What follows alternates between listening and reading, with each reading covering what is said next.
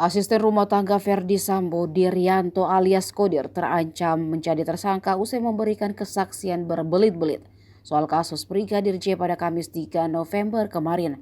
Susi, asisten rumah tangga Verdi Sambo juga sebelumnya diancam menjadi tersangka gegarang diduga memberikan kesaksian palsu. Pada saat memberikan kesaksian, sejumlah keterangan yang disampaikan Diryanto dianggap tidak masuk akal. Awalnya Kodir mengaku diperintah Verdi Sambo memanggil tetangganya, AKBP Ridwan Soplanit yang saat itu menjabat sebagai Kasat Reskrim Polres Jaksel usai Brigadir Yosua tewas ditembak.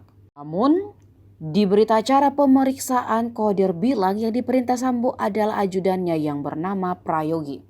Tak hanya jaksa, hakim pun mencecar Kodir soal CCTV krusial di rumah dinas Sambo yang disebutnya rusak.